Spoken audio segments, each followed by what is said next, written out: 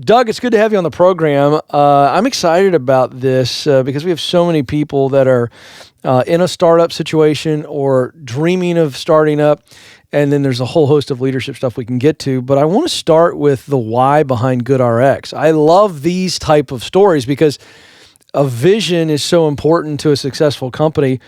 And I'd love for you to take us back wherever you want to, but sometime before we launch GoodRx, before you do that, what was the why? What was the situation involved with this needs to happen, so let's do this?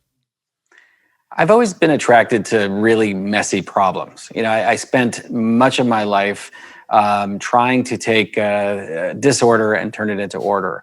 And, in the case of GoodRx, I was with two good friends of mine, and we had decided we wanted to work together in some shape or form. And then I had this bizarre experience of going to a pharmacy and being presented with the cost of a prescription, which was about $500 and far more than I'd expected to pay.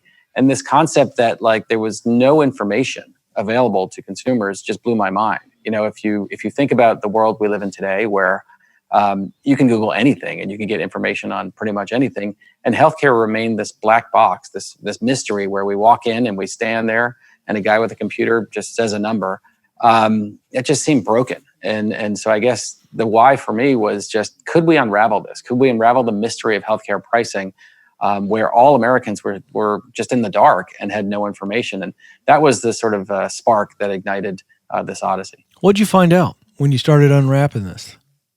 Well, as with all entrepreneurial experiences, you first get a whole bunch of people who tell you what a waste of time the whole thing is. We reached out to a bunch of different people in a bunch of different healthcare related aspects, whether they be, people who worked at pharma companies or people who worked at pharmacies.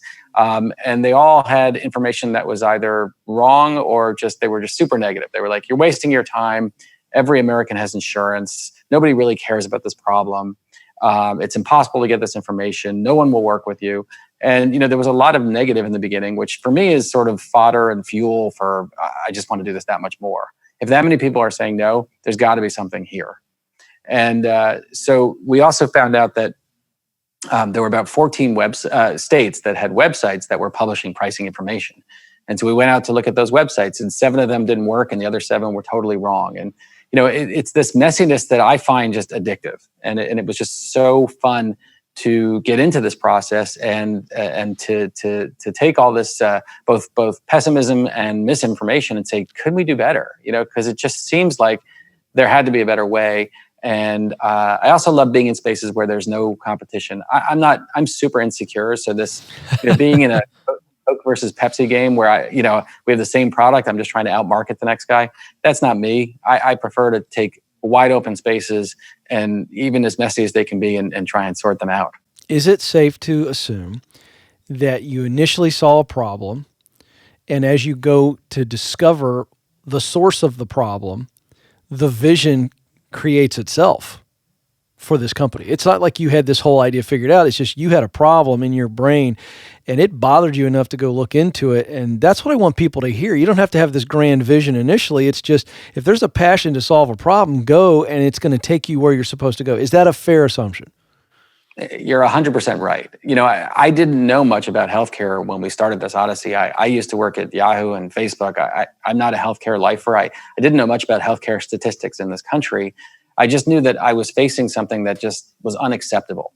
That there's no way that the American consumer, imagine any other product imagine you walked into a sporting goods store and you said, I want to buy that baseball bat. And they said, well, we can't tell you how much it is until you hand us your credit card. It just seems so broken. And for me, it was, I didn't quite understand the big picture of how much we could help the rest of America at that time. When I started digging in and realizing how huge this problem is, and of course, how huge the opportunity to help in this country is, that's when I got really, really excited. And I think that's what's excited me and ignited me to continue to pursue this is, put myself aside, every American needs help. And it's really, that's the passion that drives this. Yeah. So for people who aren't as familiar with GoodRx, I want to kind of keep this in the context of where you are on this journey. So you get all these no's and you keep diving into this thing. What is the source or sources, or what's the context that kind of creates this giant behemoth that is just completely out of control, like the cost of prescriptions.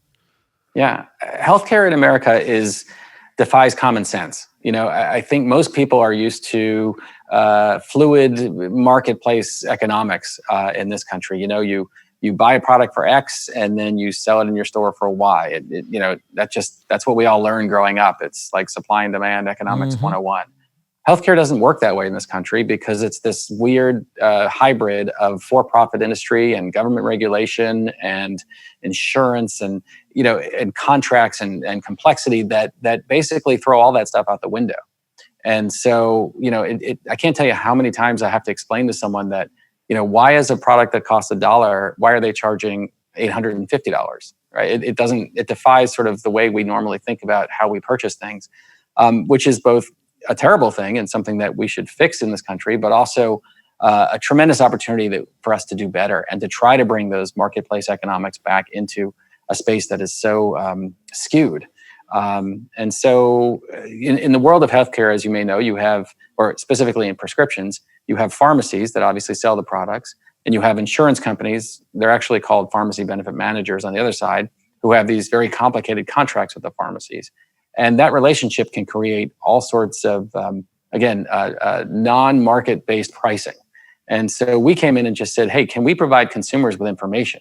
One thing I've learned in all my years of working on consumer-focused things on the internet is people just want information. Before we talk about savings, let's just talk about handing someone information so they feel more empowered to make decisions that are in their best interests.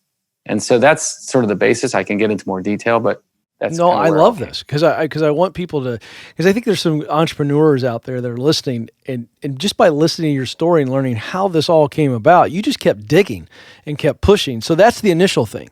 You weren't trying to solve the cost problem per se. You were trying to get the consumer more aware, which means they're more powerful. Am I following this correctly? An aware consumer is a more in control, or let's say empowered consumer. Yes. The first version of GoodRx didn't actually have savings information in it. That's what I thought. It was just information. It was just saying, hey, if you go to pharmacy A, you'll pay X, and if you go to pharmacy Y, you'll pay Y. Right. And we didn't know about the existence of many of these tools that consumers could use to find savings. We were literally just out on a data grabbing mission. We were a bunch of engineering and tech geeks who thought, ooh, we can index a few websites and turn it around and make it easier for a consumer to see that information. So that was kind of phase one. What was your revenue model in phase one? There wasn't one. That's what I thought. I know it may sound sort of flippant to say these things, and oftentimes when you hear these backstories, people will color them. In all honesty, we just love this problem. We love that we knew that healthcare was a big marketplace. We certainly knew that there was lots of room to help real people with real problems. But it was mostly just this data exercise of could we get in and could we decipher these complex contracts and relationships to come up with a really simple thing, which is just to tell a consumer how much their healthcare should cost. And it seems so obvious in retrospect, but it was so much work and effort to decipher it. And even to this day, we have billions of prices. We have data scientists here. We're constantly working to make sure that we're telling you the exact right price at the exact right pharmacy for the exact right drug. And it may look simple on GoodRx. The underneath is wildly complex. That's right.